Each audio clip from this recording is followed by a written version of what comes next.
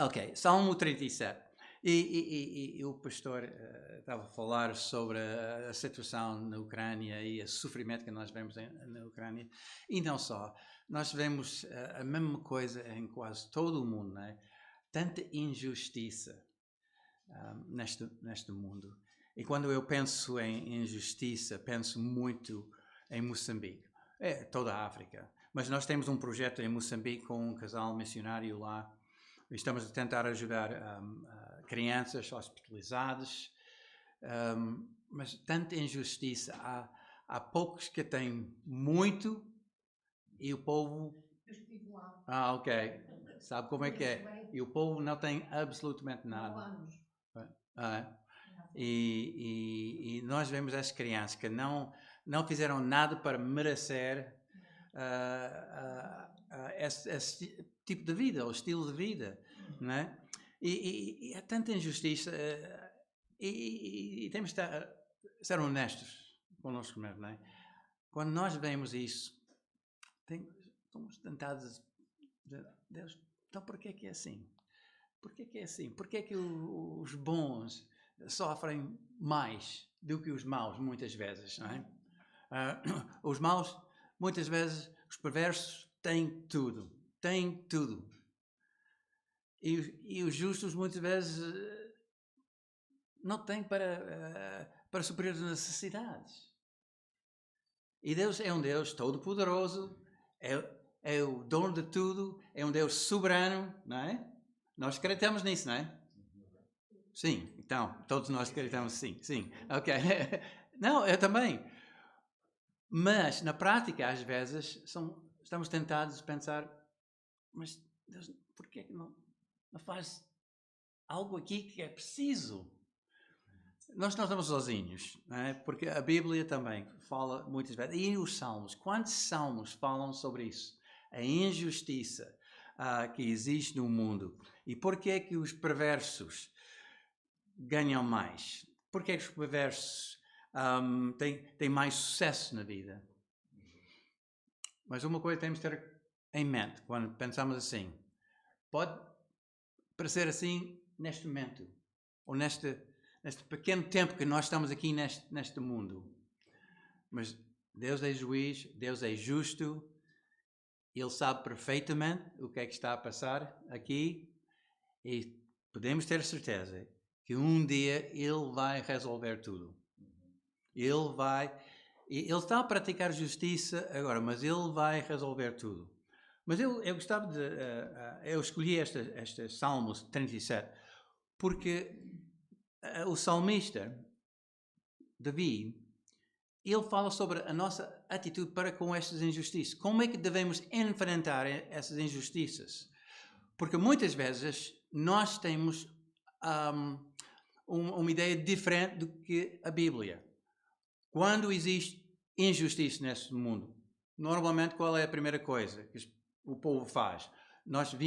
Quando nós vimos para cá, lá no Porto, eu não sei, alguns estudantes estavam na rua e estavam a manifestar contra uma injustiça qualquer, eles tiveram todos placards e não sei o quê, e estavam a fazer muito barulho. Normalmente a nossa reação é protestar, fazer uma manifestação contra essa injustiça, não é?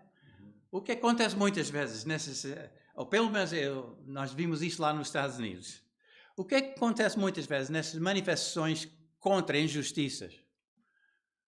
Violência, pessoas mortas, coisas piores do que as próprias injustiças, às vezes, não é?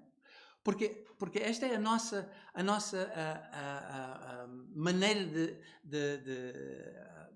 não é que posso dizer, maneira de agir contra a injustiça. Eles estão a fazer a injustiça, olha, vamos fazer também. Vamos praticar isso também. Mas qual deve ser a nossa atitude à face das injustiças? Vamos para Salmo 37. E Salmo 37, também sabemos que os salmos eram escritos para serem cantados, não é? Por isso é tipo poesia. E nós vemos isso nitidamente aqui, nos primeiros versículos, porque há contraste aqui. contrastes negativos e contrastes positivos. Dois paralelos. E o que é que o salmista escreve aqui? Qual é a primeira coisa que devemos fazer? Não te indignes por causa dos malfeitores, nem tenhas inveja dos que praticam iniquidade. Então, o que é que devemos fazer? A primeira coisa, diz aqui, o que é que não devemos fazer. Mas também não é fácil não pensar mal daqueles que só fazem mal. Nós queremos justiça, muitas vezes, à nossa maneira, não é? Que não é justiça, mas a nossa maneira. Então, fez mal, então merece. Eu nunca tive esse problema na minha vida, mas quando nós vemos pessoas que passam por nós na autoestrada aos 150 ou 60 ou 70, então onde é que está a polícia? Espero que esse malandro seja apanhado. Nós andamos 140, 150, eu não posso com o carro que tenho, infelizmente, mas se nós formos apanhados, então, o que é que eu fiz mal? Eu sou uma pessoa honesta, um cidadão deste país e o outro que passou por mim, não é? Quem fez mal? Quem foi mais injusta? Mas diz aqui logo, não te indignes por causa dos malfeitores. Segundo esse versículo, não devemos preocupar-nos com tais pessoas. Não devemos deixar esta ira crescer dentro de nós. Porque isto é com Deus. Ele vai tratar tudo isto. Não devemos ter inveja das pessoas. E por que é que devemos ter inveja das pessoas? Obviamente, na altura de David, as pessoas tinham inveja dos ricos, aqueles que ganhavam dinheiro à custa dos outros. E para mim também, esta é uma injustiça que eu quase não consigo aguentar. Quando as pessoas ganham lucros à custa dos pobres. Nós vimos isto muitas vezes em Moçambique. Eu lembro que eu falei com um senhor de idade, um senhor que falava muito bem dos portugueses, porque ele conseguiu ir à escola, ele tinha emprego, ele tinha... Não estou a dizer que ele tinha uma vida como nós temos aqui, mas tinha uma vida muito melhor quando estavam lá os portugueses. E eu disse... Eu fiz a pergunta, então, mas qual é a maior indústria em Moçambique? Como é que as pessoas ganham a vida ou a economia? O que é que sustenta a economia em Moçambique? Ele disse para mim, isso é fácil, é pobreza. Pobreza, então como é que é? A pobreza é uma indústria? Sim. Porque os ricos, o mais pobre o povo, os ricos ganham mais. Porque as Nações Unidas, os outros países mandam muito dinheiro, mais e mais e mais quando as pessoas são pobres, mas, como nós sabemos, o dinheiro nunca chega aos pobres. E por isso, não te indignes por causa dos malfeitores, nem tenhas inveja. E é fácil para mim não ter inveja, porque muitas vezes já nós sabemos que eles podem viver bem materialmente, mas muitas vezes têm um coração tão longe de Deus, têm tantos problemas na vida, que não têm uma vida de paz. E o que é que nós temos? O que é que nós temos em comparação? Paz com Deus. Até no meio de todas as tribulações que nós temos, podemos ter paz com Deus. Temos a presença de Deus sempre conosco. Que grande conforto que esta verdade é nas nossas vidas, não é? Um Deus que sempre está conosco. Ele não está longe um dia, depois perto, não. Ele não é assim, não, como os nossos amigos às vezes. Deus é uma presença constante.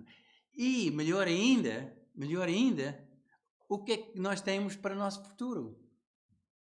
Um futuro garantido. E sabemos que vamos viver com o Senhor para sempre, no paraíso, onde não há dores, não é? Onde não há tristeza, não há lágrimas, não há pessoas que fazem mal, não é? Por isso, não devemos ter inveja. Pessoas que têm mais neste mundo, mas não têm nada para o futuro. Por isso, eu sei que tudo o que estou a dizer é fácil dizer. Pôr em prática é outra coisa, não é? Mas nós temos que pensar nessas coisas. Nós temos que meditar na palavra de Deus e aplicar estas coisas. Quando estamos tentados a reagir mal àqueles que fazem mal.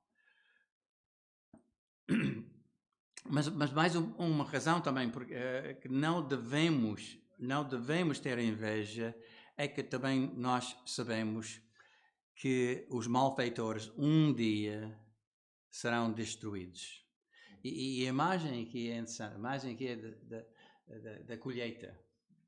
E nós sabemos que um dia destes Deus vai ceifar todos esses que fizeram mal ao longo da vida. E outra coisa, Ele vai dar vida eterna e tudo para nós que não merecemos. Essa é outra coisa. O que é que nós merecemos de Deus? Eu mereço tudo que Ele me dá? Não merecemos nada. Nada, absolutamente nada. Mas porque Deus é misericordioso, porque Deus mostra-nos a sua graça, Ele nos salvou. Não faço a mínima ideia. Eu não posso explicar porque é que Deus salvou um rapaz há muitos anos atrás. Os meus pais não eram crentes na altura. O meu irmão, infelizmente, ainda não aceitou Cristo, mas Deus me salvou. Deus me salvou. O que é que eu merecia? Eu merecia essa salvação? Claro que não. Claro que não. Deus nos dá tudo que nós temos, apesar do facto que nós não merecemos nada. Temos certeza que também um dia deste, Deus vai praticar justiça, Deus vai destruir os malfeitores.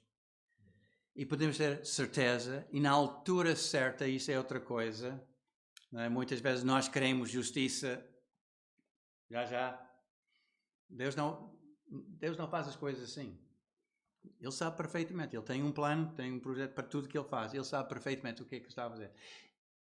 Mais tarde, no futuro, na altura certa, Deus vai corrigir tudo. Por isso, isto não pode continuar para sempre. E por isso nós não devemos ter inveja dos malfeitores. Mas o que é que devemos fazer? Também eu não gosto de ouvir a parte negativa sem a parte positiva. Porque os meus pais, eu lembro perfeitamente, não faz isso, não faz aquilo, não faz, ok. Não faço. Então eu gostava de ouvir um positivo também. E Deus sabe que nós precisamos ouvir isso. E muitas vezes as pessoas gostam de criticar a Bíblia porque é só coisas negativas. Então os crentes não podem fazer isto, não podem fazer aquilo. Não, mas há muitas coisas que nós podemos fazer, não é? E o que é que devemos fazer? Para encher este vazio de não fazer, o que é que devemos fazer? Coisa mais básica que existe na palavra de Deus. É a coisa mais difícil de cumprir. Ok? O que é que vai acontecer? Não indignas por causa dos malfeitores, não tenhas inveja dos que praticam a iniquidade, pois eles dentro em breve finharão como a relva e murcharão como a erva verde. Temos esta imagem da natureza. O que é que devemos fazer? Confia no Senhor. Nós cantamos um coro na nossa igreja, eu só confio no Senhor. Eu só confio no Senhor. Não vou cantar mais. Para me guiar. Não é? É muito fácil dizer isso quando pessoas estão a passar por dificuldades. E às vezes nós não achamos suficiente. Confiar-nos. Mas é suficiente. É suficiente. E porquê é que nós podemos confiar em Deus? Nós podemos confiar em Deus porque Ele já provou que Ele é um Deus digno de confiança. não é? Já falamos em casa, às vezes, sobre aquilo que Deus tem feito por nós. E há tantos exemplos. Nós podemos confiar em Deus, sempre, porque nós temos um passado com Deus. Quando nós confiamos em Deus e Ele resolveu as coisas. Mas quando nós estamos a passar por esta dificuldade no momento, não é tão fácil. Ou podemos confiar em Deus em certas áreas da nossa vida, mas noutras não. Podemos confiar em Deus na nossa salvação, não é? Confiamos em Deus? Então, Ele nos salvou, podemos confiar em Deus. Mas podemos confiar em Deus quando o emprego não está a correr muito bem. Quando nós não temos dinheiro suficiente para pagar as contas. Quando nós temos um problema familiar. E quem não tem, não é? Há situações dessas que surgem. E nós temos essa mentalidade. Podemos confiar em Deus. E os outros devem confiar em Deus. Mas nesta área, eu vou tentar tratar o assunto à minha maneira. Não, em tudo. Ele não diz nada, mais nada. Ele não adiciona aqui mais nada. É só confiar em Deus. Confiar em Deus. Como eu disse, às vezes não é fácil simplesmente ficar parado e confiar em Deus.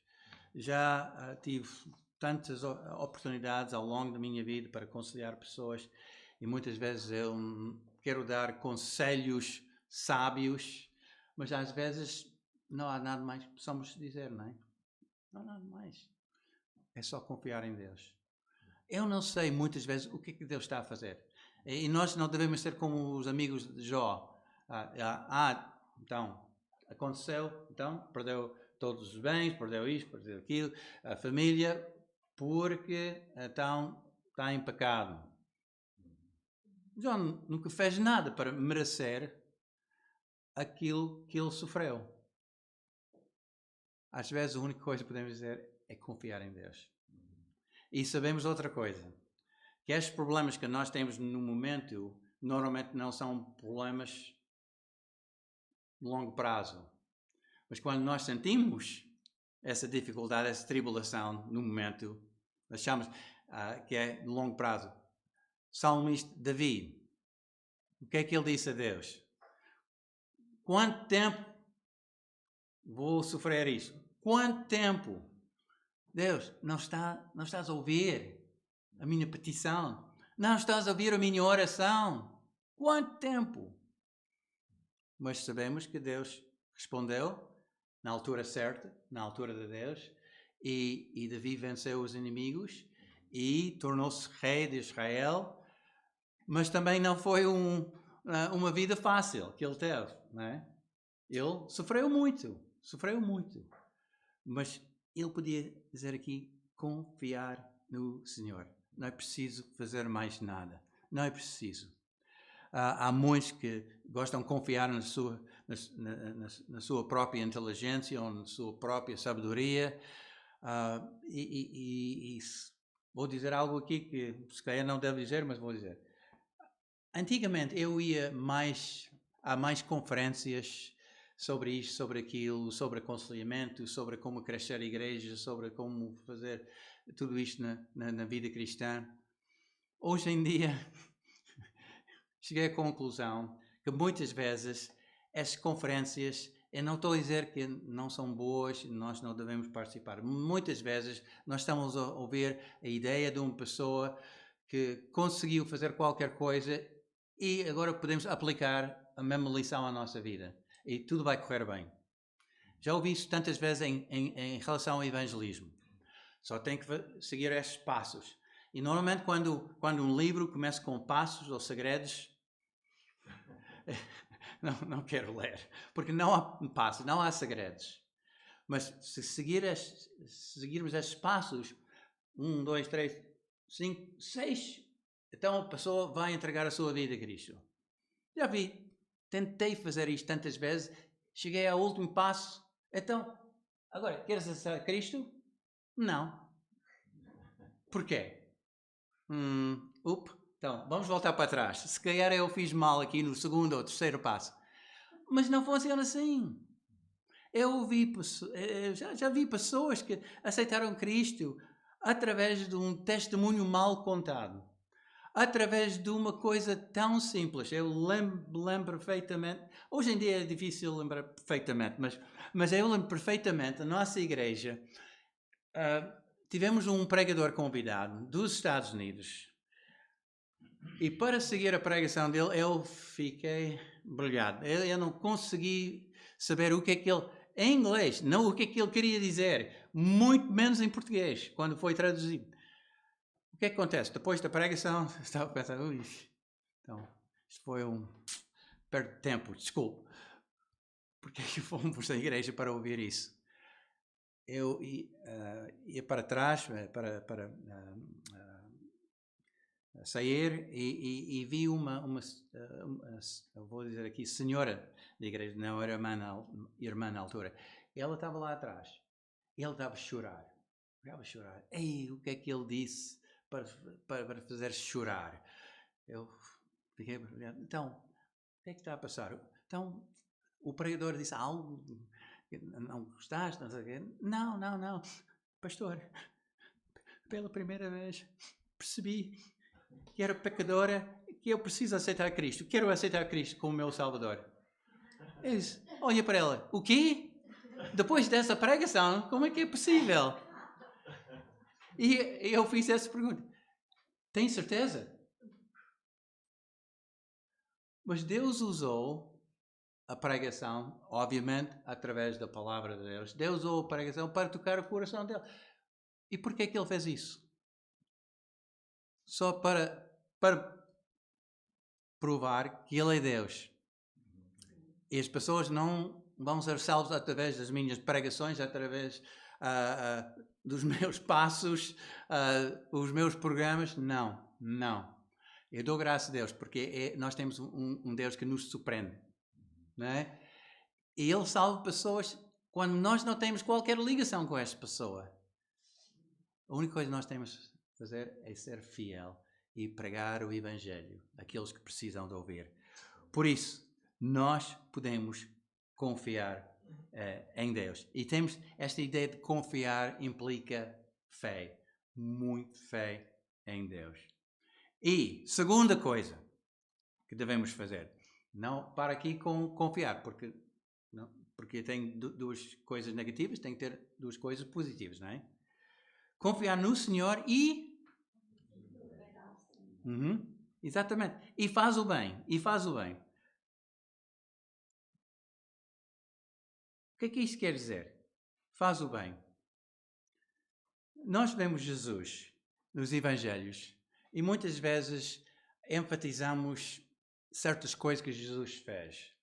Mas uma coisa que Jesus fez, apesar de todos os problemas, dificuldades, tribulações, o que é que ele fez sempre? Ele sempre fez bem.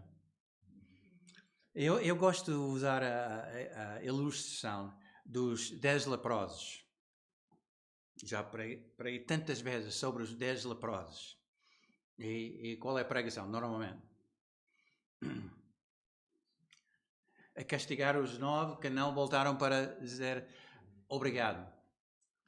Mas vamos pensar um bocado na reação de Jesus. E quando nós pregamos nos Evangelhos, nós temos que enfatizar Jesus mais do que os outros.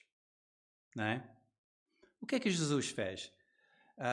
Obviamente, então os 9 não voltaram. Mas eles não fizeram exatamente aquilo que Jesus disse. O que é que ele disse? Vai para o sacerdote. Não foram curados na altura quando ele disse isso. Mas no caminho, diz a Bíblia, eles foram curados. Um voltou. Os outros foram para onde? Foram para o sacerdote, como diz Jesus. Não sei se depois eles voltaram, não posso dizer. Não faço a mínima ideia. Mas, ainda bem que eu não sou Jesus. Porque se ele visse um só, nunca mais curava leprosos. É verdade. É verdade. Quando eu tento ajudar uma pessoa e essa pessoa não aceita ajuda, ou despreza ajuda, normalmente, não, nunca mais, nunca mais. Mas o que é que Jesus fez? Só tem que ler um bocado mais à frente para ver que ele continuava a fazer as mesmas coisas. Continuava a fazer o bem. Curar pessoas ingratas. E quando Jesus chegou à cruz, quem estava lá com Jesus? Esses milhares que receberam comida, que foram curados, os cegos conseguiram ver, estavam lá com Jesus? Não. Mas Jesus continuava a fazer o bem. Se nós quisermos viver uma vida que agrada a Deus em primeiro lugar, que esse deve ser sempre o nosso alvo na vida, agradar a Deus. Mas se nós quisermos viver uma vida de paz e tranquilidade da alma, devemos praticar essas coisas. Não fazer certas coisas, mas fazer outras coisas. Principalmente confiar em Deus e fazer o bem. Continuar a fazer o bem. Mais uma vez, porquê que nós fazemos isso? Porquê que nós devemos continuar a fazer o bem? Porque as pessoas podem dizer, então, o pastor hoje é grande pessoa porque ele faz isto, faz aquilo, sempre está a ajudar as pessoas. Não. É para agradar a Deus. Porque quando nós estamos a ajudar os outros, quando nós estamos a pregar o Evangelho aos outros, e as pessoas não querem ouvir, sabemos que Deus está contente conosco. Nós estamos a fazer um esforço. Muitas vezes nós ficamos decepcionados, tristes, desanimados por falta de resultados. Nosso grupo em Castelo Branco ainda não cresceu muito, não é? Estou à espera de uma igreja de 200 pessoas daqui 1 mês ou 2 meses. Mas todos nós sabemos que as coisas não funcionam assim. Eu lembro perfeitamente quando nós tentamos fundar a igreja em Linda Velha. Primeiro culto, distribuímos, não sei se vocês conhecem essa zona de Carnaxide, Linda Velha, desculpe, distribuímos milhares de folhetos, convites, e no primeiro culto apareceram 4 pessoas. Ficamos contentes. 2 famílias missionárias e 4 pessoas. Segundo domingo, essas 4 pessoas não vieram. Terceiro domingo, quarto domingo, eu lembro perfeitamente porque o outro, o missionário que esteve connosco, eu dirigia a música e ele pregava a palavra a nós. Era só missionários. Mas Deus abençoou essa igreja. E a igreja hoje em dia é uma igreja pelo menos 150 membros. É uma igreja muito ativa, uma igreja evangelista, é uma igreja que está a tentar implantar outra igreja e quer ajudar com o nosso projeto em Castelo Branco. O pastor é um rapaz impecável, mas Deus fez tudo isso. Foi Deus que fez isso, não é? Por isso, nós temos que continuar a fazer o bem, porque nunca sabemos o que Deus vai fazer. Nunca sabemos. Portanto, eu não sei, está cá hoje alguém desanimado um bocado com as injustiças no mundo. Está alguém aqui que já está a passar por essas injustiças. Se calhar não deve dizer isso, mas a família da Sophie passou por muitas injustiças lá. E são pessoas fiéis a Deus. São pessoas que continuam a fazer aquilo que Deus quer que eles façam. Por isso, quero animar-vos hoje com estas palavras simples. Eu não gosto nada de pregações complicadas. Eu gosto de coisas simples que eu posso aplicar e eu não estou aqui para pregar a vocês aquilo que eu não preciso, porque eu preciso muito disto, não é? E depois de fazer isso, confia no Senhor e faz o bem. Habita na terra e alimenta da verdade. Com a palavra de Deus podemos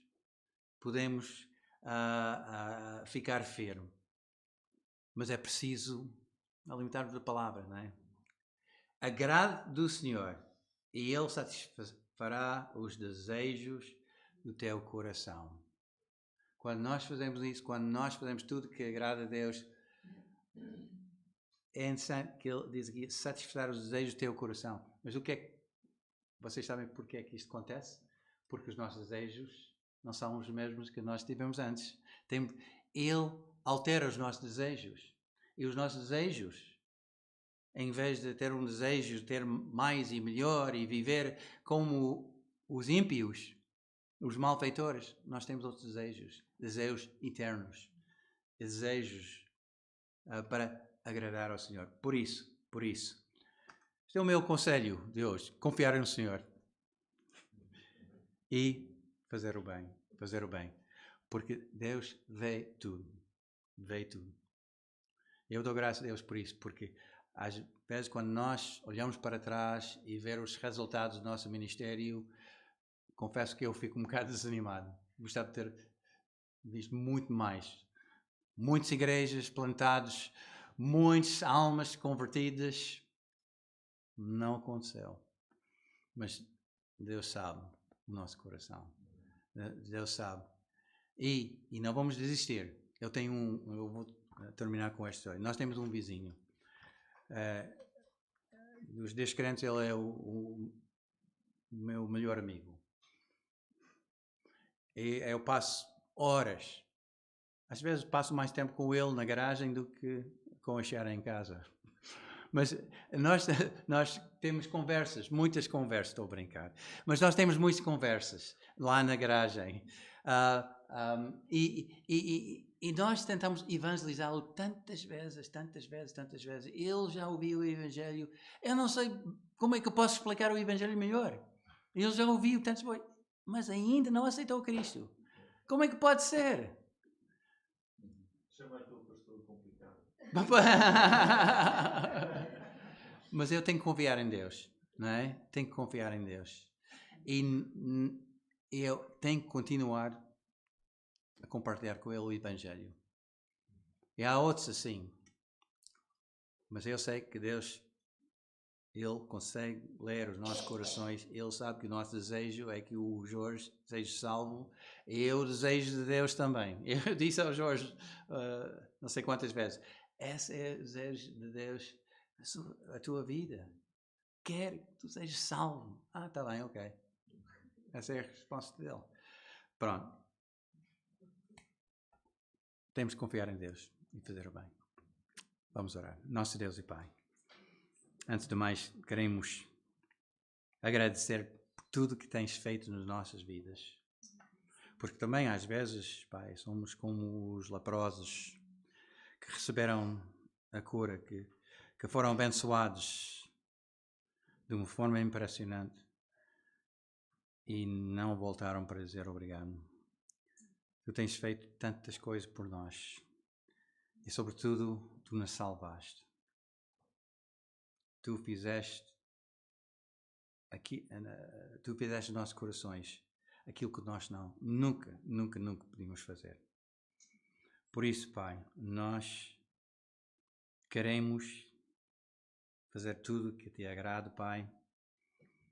Nós queremos seguir estes conselhos da tua palavra. Queremos, Pai, fazer tudo que te honra, que te glorifica. E nós queremos, Pai, a paz nas nossas vidas que excede todo o entendimento. Por isso, Pai, mais uma vez, obrigado por tudo que tu és para nós, tu tens feito e porque tu és um Deus da nossa confiança. Porque sabemos que no fim tu és um Deus justo. Por isso, Pai, espero que tu possas trabalhar as nossas vidas para que possamos continuar a confiar em Ti e fazer o bem. Obrigado, Pai, por este tempo, obrigado por esta igreja e peço que tu possas abençoar cada irmão ricamente. Peço, Pai, tudo isto em nome de Jesus. Amém. Amém.